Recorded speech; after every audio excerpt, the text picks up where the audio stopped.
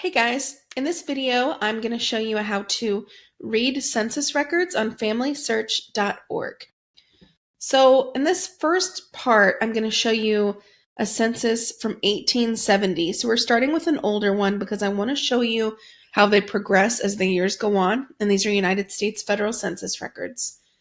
So this isn't the actual document. This is the transcripted information from the 1870 census showing my 3 times great-grandfather and his household.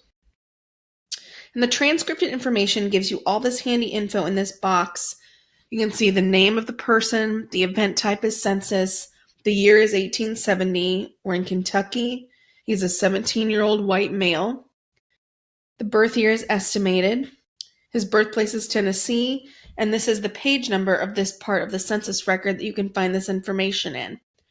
And if you go down to the bottom here, this is his household. You can see these two, Clark and Mary Franklin. These are his parents, and I know that because I've looked at the record a little more. It only says male and female up here, but those are his parents. Then we have his siblings down here, and they're all of their ages and where they were born. You can see his dad was born in Virginia. All the rest were born in Tennessee, including his wife, Mary Franklin. Now, this isn't the actual census record itself, of course. This is the information that has been indexed by Family Search and the Family Search indexers. If we look to the right here, this little box, there's this link that says view the original document, and that is the actual census record that I'm going to teach you how to read today. So if you're to click this view the original document link, it will send you into a new window. I already have it open. And this is the actual scanned document of the 1870 census that shows my family on it. So you can see it's really tiny here. There's no way you'd ever be able to read that from here.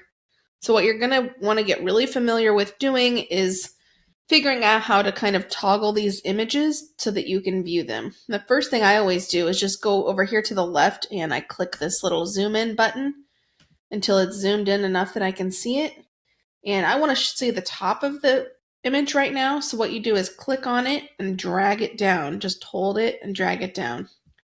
And it's still not super easy to see this, and you are going to come across this with the older records. Sometimes it's just not as easy to see. These are old documents, everything's handwritten, it's faded with time, and it's been scanned into a computer. So if you'd like, you can go over here to the upper right and click on Tools.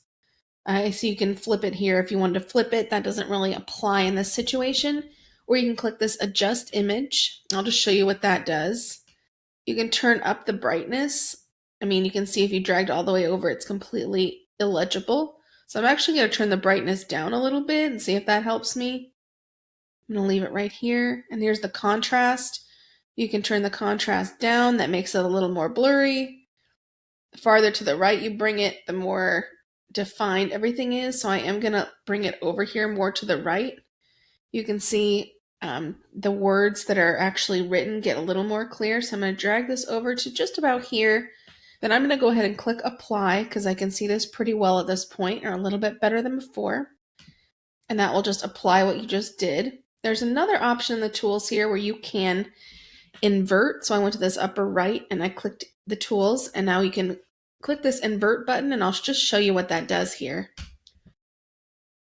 And you can see if the print was a little more legible, this invert tool would actually be really helpful here, but because the actual print is a little faded, it's not very helpful, but that is an option to just keep in mind as you look at other records. So I'm going to go back to the upper right in Tools, scroll down to Invert, and we're back to the normal record.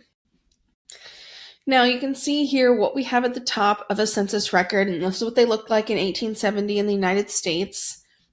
We are in Schedule 1. These show the inhabitants of, I believe that says Gradyville District in the county of Adair, state of Kentucky, enumerated by me the 27th day of January in 1870. The United States Census records began in 1790, and they've gone every 10 years since then. State censuses tend to be within the 10-year span, but the every 10-year records in the United States are federal records. The 1890 census was destroyed in a fire, so if you're looking for that one and can't find it, that's why. But this is one of the older records that I have in my family tree, so I want to give you this example of how to look at an older record using this one. You can see the post office here at the top also says Gradyville, and William Morrison is listed as the assistant marshal.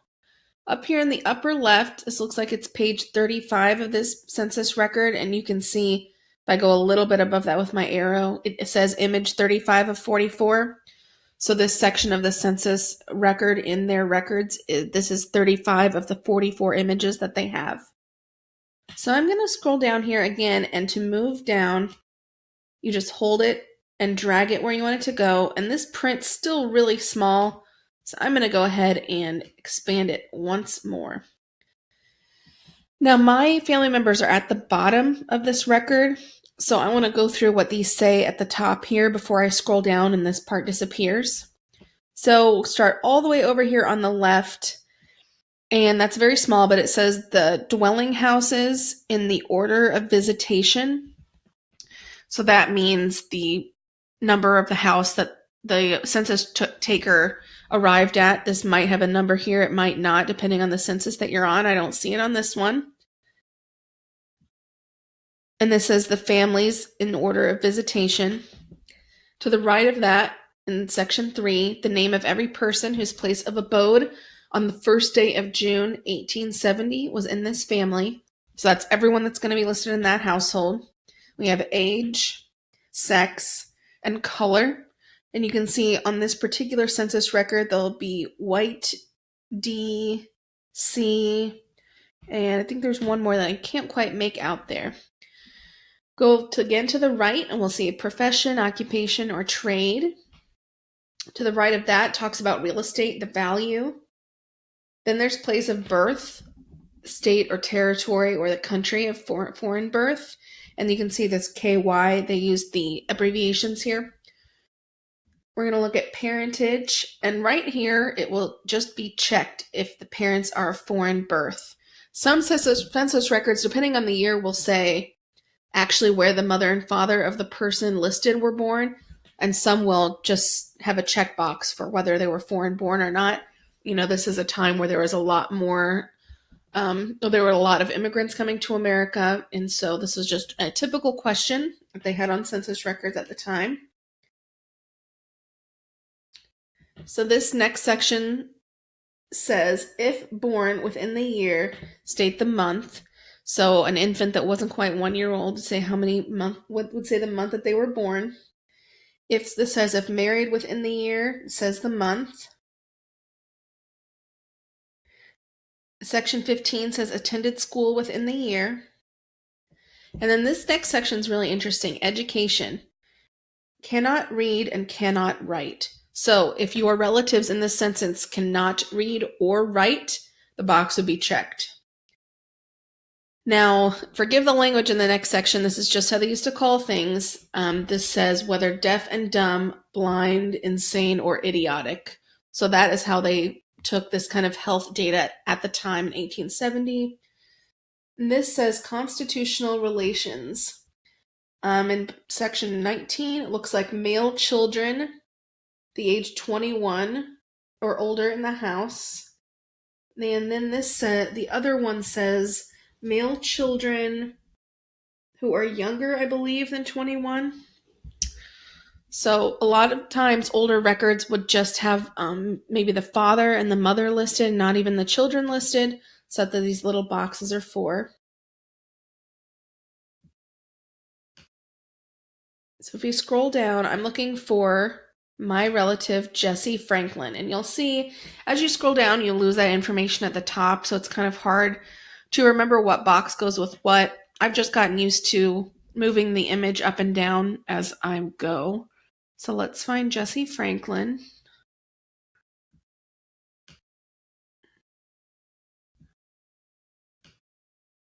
It's down here a little bit. You can see you have to be a little careful when the print is small.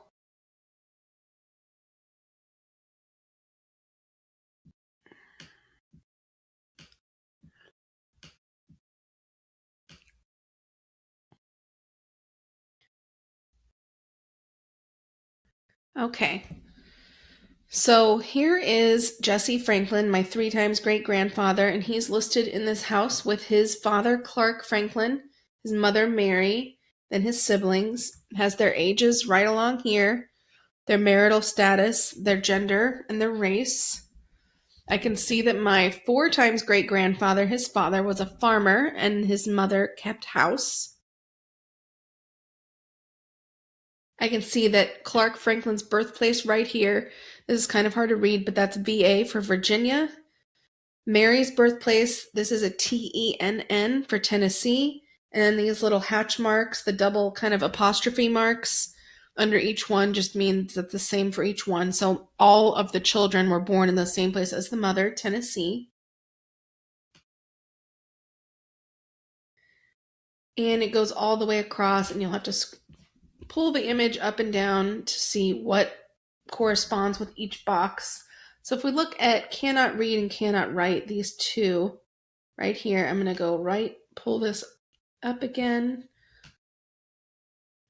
So the box for my 4 times great-grandfather and 4 times great-grandmother was checked for cannot write. So Clark could read, but he couldn't write. And Mary, my 4 times great-grandmother, could neither read nor write. So that's just an interesting little fact that was on older census records. And that's it for that one. Let me scroll down to the very bottom of this document and show you what's there. And this lists the number of dwellings on this page, the number of families, the number of white males, white females, as they said, colored males. This is a little hard for me to read, but if you scroll in a little bit more, you can probably see. And then that's it for this one. So that is the 1870 census for my 3 and 4 times great-grandfather. Let me zoom out a little bit so I don't have to keep pulling it up. That's the image again. If you'd like, you can make this small enough where you can print it. You just go up here and click print. If you'd like to maybe print it off and use, an old-fashioned magnifying glass or whatever, or if you just want to see it all in one place without having to scroll, you can do that. I'm not going to print, so I'm going to click out of that. You can also download it. It will download straight to your computer. That's another option. Keep in mind up here, this is really interesting, this where it will say from left to right, this is the 1870 census. It's in the state of Kentucky, the county of Adair, and the city or town of Gradyville. So you can then look up individual state, county, and city genealogical records now that you have the location narrowed down that narrowly. So that's another thing to keep in mind there. I already have this saved to a person in my tree. If you'd like, you can save it to your source box. That's right here. So that's the 1870 census I want to show you. And now let's move along to the 1900 census. You'll see, I wanted to show you these 3 different time periods because you'll see how much records change over the years and the questions that they ask are different. So let's go to 1900. I already have it pulled up. Okay, and this is in 1900 in the United States, in the state of Indiana, the county of Davies, and then it breaks it down all the way down to the township. So we're in Washington Township in the city, Ward 4 through 5. So I'm going to zoom in just like I did with the last one and show you the information at the top here. Whoa, I zoomed in a little too much. Let me zoom out. Okay. So you can see the location here at the top, just like I just said. You can already tell, look how much more legible the print is in these more recent records. Now, the old ones are really cool to find. I personally like them more because I just think it's neat to see things that are older. But as far as gleaning information, it's definitely easier with the more recent records. I'm going to zoom in just a little bit and show you this information. We have location. See, they're typed here at the top a little bit clearer. Name, relation. We have personal descriptions, nativity, instead of asking foreign birth, this actually will have the whole thing written out here. Citizenship, occupation, education, and ownership of home. And this will be whether it was owner rented, mortgaged, whether it was a farm, and just more about the ownership of the real estate. So I'm going to go down and find my family member here. Again, just going to scroll down. And here he is, my 3 times great-grandfather on another side, William Doherty, his wife Elizabeth, and their children Alfred, William, and Vivian. And my great-grandmother actually wasn't even born yet. So she is not on here, but these are her family before she was born. Here's her father, the head of the household, Elizabeth, the wife, 2 sons and a daughter. You can see this says their race, their sex, when they were born, and what year, their age at the time of the census, where they were born, and then over to the right, where their mother was born, their father was born in this section, and their mother in this section. So I can see that Elizabeth's father was from Germany. So that's something interesting I found out from this record. Now this says, this is the occupation. It's kind of hard to see, so I'm going to zoom in a little bit more. This looks like it might be Department of Agriculture, possibly, that he worked in.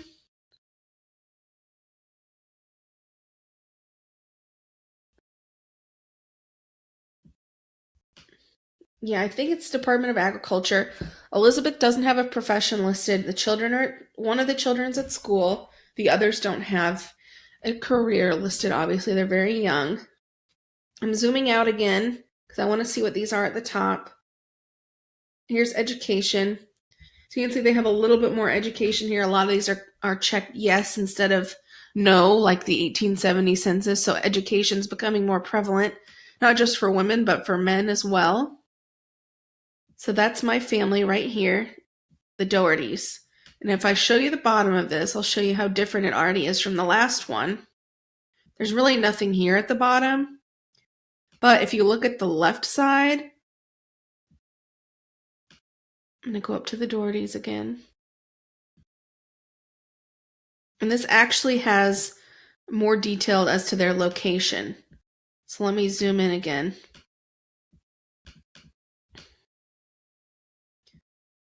The house number and the number of people in the house, in the dwelling. So I could actually locate the house of my great-great-grandfather and his family just by using the census record. And you'll notice on the last one, you couldn't tell that there. So that is a really cool thing I like to see in recent census records. You can then kind of take a trip and maybe drive by the house of your ancestors, take pictures if you have the permission of the people that live there, of course, now. And again, I'm going to zoom out and show you kind of the big picture of what it looks like. So that's the 1900 census. You can tell already how much different it is from the 1870 census. And we're going to move on to a really more recent one, the 1930 census, and we're up to just my great-grandfather on another side. You can see this one's really clear. It's really easy to read. I'm going to zoom in to show you. The stuff at the top hasn't changed too much. They get a little bit more detailed. You can see we're in the state of Indiana, in the county of Marion, and it breaks it down into the township, Decatur Township. And this is actually where I grew up, so it's neat to see. This is the 15th census of the United States from the Department of Commerce. You can see that up here at the top. It has the census taker, Larkin Mundy, and when it was taken, April 14th, 1930. So I'm going to go ahead and move the census back down here and show you my family. Remember, I'm just clicking and holding and moving it up.